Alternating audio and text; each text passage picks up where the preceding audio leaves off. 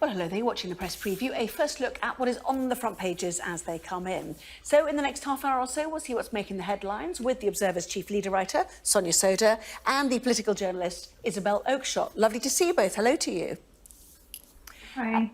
Front pages then. Let's start, shall we, with the Financial Times, leading with a furious reaction from Beijing after the UK government reversed course and said it wouldn't allow the Chinese telecoms firm Huawei to have any part in this country's 5G network infrastructure.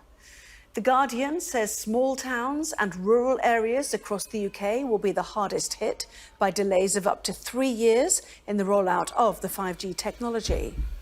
The Eye warns of a looming China crisis over Huawei. On that same story then, the Metro attempts a pun. We'll go, our own Huawei. Meanwhile, the Daily Telegraph has heard that face coverings could soon become compulsory in all public places, including in offices. The Daily Mirror carries predictions that shopping in masks could remain a part of daily life until next year. The Chancellor has ordered a review of capital gains tax, which could lead to the Treasury taking billions of pounds from homeowners and investors to pay for the cost of the pandemic. That's the lead for the Times. Yorkshire Post reports the chair of the CBI is to give a speech in which she'll say the effects of job losses in the north as a result of the pandemic will be felt long after the crisis is over. The Daily Mail reports that the former girlfriend of Jeffrey Epstein, Ghislaine Maxwell, broke down in tears after a judge ruled she must remain in jail for another year. And the Star speculates on the political views and dietary preferences of aliens. I'm not entirely sure that story is just about aliens, but anyway, Sonia Sodha, Isabel Oakeshott are here. Let's talk masks to start with, shall we? Plenty of news around today. Daily Telegraph reporting the next stop is masks in offices. Isabel, we might get used to masks in shops. It's a temporary thing. In offices, you could be in a mask for several hours. That's the difference, isn't it? I'm not even keen on getting used to wearing a mask in a shop, frankly. I think that this is an extraordinary U-turn by the government. Just a couple of days ago, Michael Gove was telling us, Senior Cabinet Minister was telling us that it was down to us. You know, it should be up to the individual to exercise some common sense. And now, not only is the government saying that we're all going to have to be mandatorily muzzled on the high street, but there is a suggestion that that too overflows into offices. And, you know, where from there? What about churches, if indeed we ever resume being able to go into them in any kind of collective form? And then what about schools? I think this is just absolutely awful, and will be a very serious, the consequences will be pretty serious on so many levels. It's hardly going to revive an already struggling high street if everybody feels in danger every time they go out and have to put a mask on. Well, does this fit into that plan to try to encourage people back into offices, partly to save those parts of the high street that have offices on, all those ancillary services like printers, sandwich shops and so on, which are doing so badly right now? Yeah, I think if you look at what some businesses are saying, for example, the British Retail Consortium, which represents a lot of high street businesses, they're actually saying that mandatory mask wearing in shops might increase confidence. And I have to say, me personally, if I knew that other people really had to put on a mask in order to go shopping, that would make me feel much more comfortable, not just about going to the supermarket, but it might mean that I start to do some more non-essential shopping as well. So I think it's really important to note that some businesses say this would increase, not decrease confidence. I think this is really justified. I agree with Isabel that it is a U-turn. I think it's something the government have come quite late to. But when you look at the building scientific evidence base about mask wearing and the sorts of public places where you come into contact with people that you're not seeing on a daily basis, it really is that increased mask wearing by the population in these sorts of spaces is associated with lower infection rates. And the fact is that here in the UK, the guidance just hasn't been very clear at all. Obviously, in Scotland, there is already compulsory mask wearing in shops, but we haven't got that yet in England and Wales. And so we've got much lower rates of mask wearing, far, far lower than in France, Spain and Italy, which I don't think is a surprise. So I think the public are really looking for more guidance. I think if you look at the polling, actually compulsory mask wearing in shops is popular. The majority of the public says that they would do it. And I think just leaving it as a common courtesy. I mean, you saw Michael Gove go into Pret in the last couple of days, and he didn't even put a mask on, even though he said it was a common courtesy. So I think this really is about just being clearer about what the public need to do. And I think it will be actually really welcomed by members of the public. Yes, I was just reading actually that the director of the CDC in America, the Centre for Disease Control, suggested that the pandemic there could be under control with universal mask wearing, Isabel, in 4 to 8 weeks.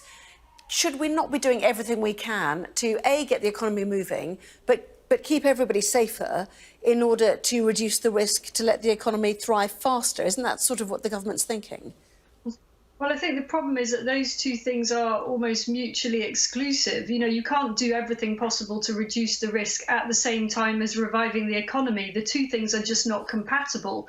You only have to look at the lengthy queues outside supermarkets where, you know, supermarkets are over-interpreting the rules and making people stay far more distant than they need to. Not all supermarket chains, but certainly some of them. That is obviously not going to increase footfall in those shops. So I just don't see it, frankly. The evidence, Sonia, is not as compelling as you suggest. It's very anecdotal at the moment. There have been very few really powerful random controlled studies on this. It's still very much at an early stage. I mean, I actually agree that instinctively common sense tells you that wearing a mask may be a little bit helpful. I think what many people will object to is less the notion of being encouraged to wear a mask and more the idea that they are being forced to wear one with the threat of a fine from the police. Why is it necessary to bring the law into this? The police have said themselves that they don't want to get involved in this one. They don't have the resources. And, you know, do you want police on the doors of shops telling you to mask up? I think it's not the kind of society I want to see. Yes, well, that's the double-page spread in the Metro, isn't it, certainly? And just on randomised control studies, I suppose there weren't any either into lockdowns before we saw how efficiently they worked in Wuhan. You can't always wait for evidence-based medicine. I guess that's the problem with this new virus. Do you think it's necessary to have...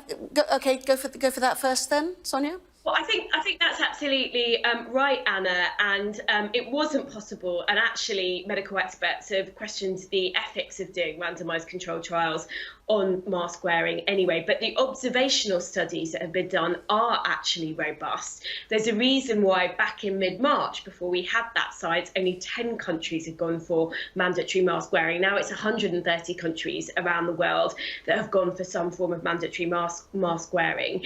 And I just think you need to look at how this is working on public transport. I really just don't buy into Isabel's fears on this. We're not going to have police officers on the door of every shop. That's just a ridiculous suggestion. Actually, the way it's working in public transport is it's the law, it's a rule. Now, I've been on public transport for essential reasons, and it's not, you know, there's not 100% compliance rate, but there's really quite a high compliance rate. I would say it's maybe, you know, 9 out of 10 people that I've seen. Now, you haven't got police officers, you know, doing the rounds, finding absolutely everyone not wearing a mask. But it just means that it's clear to the public that you must wear a mask if you're getting public transport. So I think this is about sending clear signals, not turning us into a police state. And you'll remember that the police said exactly the same thing about lockdown when lockdown first came in. They said, oh, there's absolutely no way we can police this. But actually, we saw very high rates of compliance with lockdown, and that's because members of the public got this is something that's evidence-based. It's something that our government is asking us to do to protect other people. And I think you'll similarly see very high rates of compliance with this amongst the public. I don't think it's a problem. I think this is people trying to stir it up and create some culture wars. And I think there are also some backbench Tory MPs who are really upset about this. First of all, because they don't like the idea of a nanny state. Well, I think we should keep that out of things when it comes to public health and actually saving lives and saving shop workers' lives. But I think there's also some political consternation legislation, because there's a suggestion that because Scotland got there first, this just looks like England is copying Scotland. And again, I just don't think there's room for that sort of politics when we're talking about a pandemic. Yes, and if you're not a fan of masks, you won't like the reading in the Daily Mirror, which is we'll shop in masks till next year. The suggestion that face covering rules could remain in force until a vaccine is found, if a vaccine is ever found, of course. Report this week that immunity only lasts maybe a few months. But I wanted to move on, if you don't mind, Isabel, to the Yorkshire Post. North could be scarred by virus Jobless. It goes for much of the UK, no doubt. It is of real concern, isn't it now? The anxiety people have still on furlough about whether their job is coming, what it means for certain industries. I mean, it's such a worrying time as we see those GDP figures and forecasts today from the OBR. Yes, indeed. And if you cast back to before coronavirus, reviving the North was absolutely central to Boris Johnson's new administration. So this will be a massive source of concern inside government. They're lucky in that there's no kind of day of reckoning unless something very unexpected happens. We don't have an election for several years. So that does give a bit of time for recovery, in terms of the potential political consequences for the Conservatives. But they only won the last election by breaking through the so-called red wall of previously held Labour strongholds. And, there was a sense then that many people in those areas were only lending the Conservatives their votes. If they are jobless come a few years' time, then where does that leave the Conservatives and Boris Johnson's enormous majority? I would suggest not counting for very much. Fascinating. Plenty more still to come in the next part of our programme. Just a reminder, first of all, about Kay Burley at breakfast tomorrow. She will have more on the impact of coronavirus just after 7 a.m. Kay will be speaking to the Health Secretary, Matt Hancock. So Matt Hancock, just after 7. And coming up, good diplomatic relations with China hanging in the balance after the government's Huawei decision. More on that in just a moment.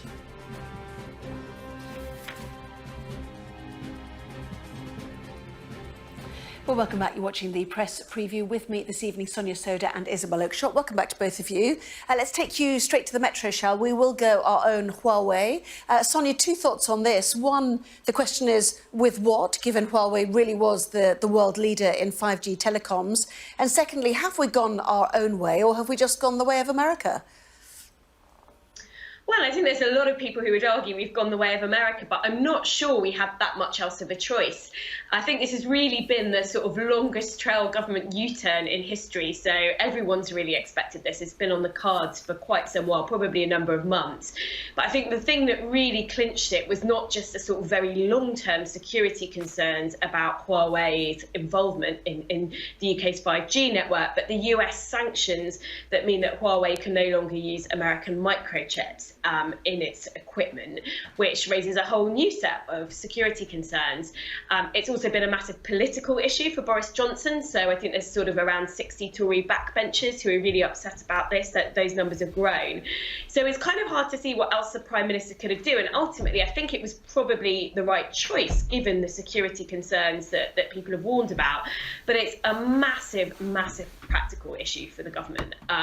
It's going to be, so basically Huawei will be taken out of 5G most immediately, but to take it out of everything altogether will take quite some time. So the government is giving till 2027. It's going to cost a lot more, so £2 to £7 billion more, and ultimately it's going to impact on how quickly many areas get access to 5G that already don't have very good broadband access. So there are going to be real implications to this decision. Let's show the eye, shall we? And then also the FT leading on this and Beijing's fury. It really does feel like sort of the old-fashioned spheres of influence now, doesn't it, Isabel? Have we aligned ourselves with President Trump's America in an election year where he may not win and the next person who comes in may not feel quite so strongly about American-Sino relations? Or are you agreeing with Sonia this was simply the right thing to do?